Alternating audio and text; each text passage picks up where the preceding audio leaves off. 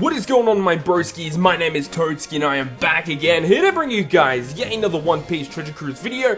And today I'm going to be bringing you guys yet another guide video on how to beat part 2 of the Summer Paradise, being the Nami version of the Summer Paradise. And yeah, this is going to be another one of those fortnights that is going to be very tricky. I know a lot of people had troubles with the Robin Summer, dungeon. I know a lot of people did have a lot of trouble with that, just because it was very tricky to, clear it very quickly because of blindness and just the fact that the units had usually a lot of health or defenses and stuff like that. But overall, we're moving on to number 2 now, being Nami, and then also next week we'll have Perona out as well. So anyways, I'm going to be bringing you guys Nami in this video, so I hope you guys do go on to enjoy today's video, and if you guys do enjoy it, make sure to smack the like button down below. But without further ado, let's get straight into today's video.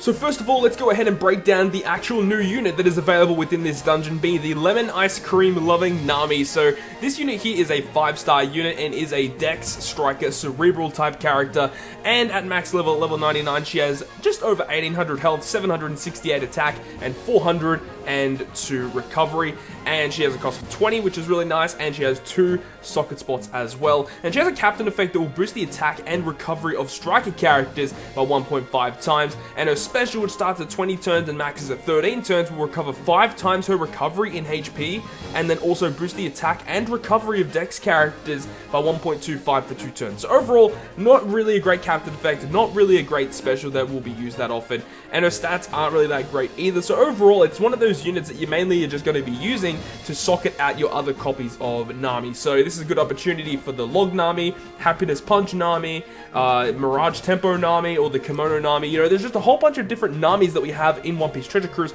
so this is a good opportunity for all of you guys that do have those copies of Nami to go ahead and socket out those copies for further use or future use in One Piece Treasure Cruise. So now let's go ahead and break down some of the stages in this dungeon. Now the only stages that are worth noting about are stages 5 and 7. Stage 5 you have the miniature boss Nami, and on stage 7 is the final boss Nami, and everything in between is basically just fodder units, evolvers, pigs, boosters, turtles and stuff like that, and fodder units like pirates and marines and stuff. But anyways, on stage 5 you'll encounter the miniature boss Nami. Now there's actually different variations of stage 5. You can see it on the big screen there, on the big tile. You can see that there is a giant there, and there is a preemptive attack that gives a 4-turn defense buff to all of the enemies, which is a really annoying, trying to take down Nami and the giant there as well. Now Nami herself has approximately 250,000 health and attack for 2k every turn, so she's actually not that difficult in order to take hits or to actually get rid of either. Moving on though to the other different tiles or the different stages, variations that there are of stage 5, there's a variation which has a whole bunch of just pirate characters, and the pirate characters, if she's surrounded by 5 pirates, they will actually lock units that they are weak to, so that's something to take note of. Also, after the first turn, she will actually go ahead and berserk the enemies as well, which means that they will attack you in that next turn, so you have to be very careful about that. And also the last variation is where there are marines there, and the marines themselves will seal 1 random unit on your crew for 3 turns. So those are just the preemptive attacks and other attacks you do have to take note of on stage 5. But now let's move on to the boss stage on stage 7. So here we are on stage 7. Now this stage is actually reasonably difficult. We have 6 copies of this Summertime Nami. Now this Nami has approximately 280,000 health. All of the copies will have 280,000, and each of them will attack for 3,212 on a 2-turn cooldown. Now each of these individual Nami units have a separate effect that will activate on each of the following turns. They don't all activate at the same turn, but one Nami will activate one effect, then the following turn another one will activate that effect, and the order of the effects that activate are as follows on screen.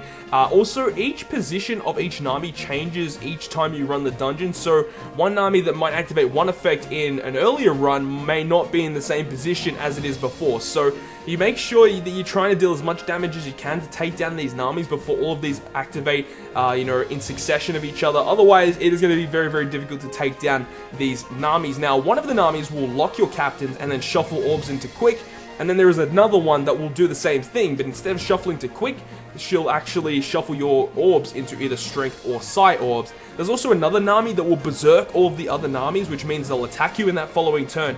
and will also heal 50,000 HP.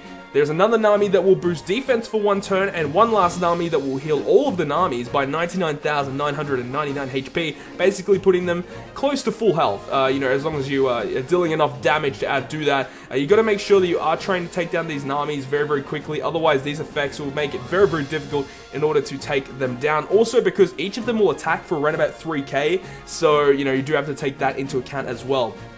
Also, one last thing, if any of these Namis fall below 20% HP, you're going to be dealt approximately 11,000 damage as well. So that is also one other thing that you do have to take into account. They do a lot of damage, so you do have to be very, very careful about that. Now let's go ahead and have a look at the notable drops that you can actually get within this dungeon itself, and very similar to the Robin Fortnite or the Robin Summer Dungeon is you can drop every single type of cotton candy, and also you can drop cola as well, which is awesome. So good that you can get the opportunity to drop you know, all of these different items. You know, obviously cotton candy, one of the rarest items in the game. You don't get them that often. It actually would be so cool if you could drop forbidden tones, but you know that would be a little bit too broken. But you know, it is awesome to get some cotton candy to put on your characters, which is awesome, and also ability to get some cola for future ships that you might want to upgrade in the future. So now let's go ahead and have a look at a team breakdown. So this team in particular will be able to clear it very, very easily as long as you have your specials ready by the time you reach the final room. So the way that this team works, the AoE or area of effect slashes, is all of these units, aside from Arlong himself, will do specials that deal damage to the opponent, like multiple enemies instead of a single enemy target. So the way that this works is you'll use both Mihawk's special upon entering the room, then you go ahead and use Fossa, you go ahead and use the Strength Kaku from story mode, and also the Slasher Int Crocodile, and use all of those specials. It deals a lot of damage to all enemies, and you know, before you activate Fossa, Crocodile, and Kaku, with the double Mihawks, all of the Namis are already on 50% HP, so using all of these specials will put them very, very close to death, you know, very, very close. And you've also got Arlong as pretty much just like a beat stick, and with Fossa's activated, he also boosts all of your strength characters by 1.5, I believe, so being able to boost all of your strength slashes by 1.5 for a turn means that you're going to be doing a lot of damage in that following turn, and even with all of those specials activated, all of the Namis will be on very, very low HP, and you'll be able to knock them all out very, very easily in one turn. Now, other notable leads that you can potentially bring, obviously Log Luffy, you can pretty much bring in any dungeon. You got Rayleigh and Sengoku, both of those guys work really well. Also, Rob Lucci works really well as well, because there are a lot of powerhouse units that are strength units, so you can potentially bring a powerhouse team. Also, Blackbeard does work, you know, you can do a lot of damage with Blackbeard, and Monster Chopper as well. Monster Chopper and Blackbeard are ones you do have to take a lot of care with, because, you know, one small slip up and you'll die. So you have to be very, very careful with those types of units as leads, but, you know, with the right units, you can make it very, very easy in the dungeon. So that is going to conclude yet another One Piece Treasure Cruise video. I hope you guys have enjoyed today's video, and if you guys have enjoyed it, make sure to smack the like button down below. And if you want to stay up to date with all of the content that I post on my channel, including more One Piece Treasure Cruise content, then make sure to hit the subscribe button down below. But other than that, guys, I will see you guys within the next video.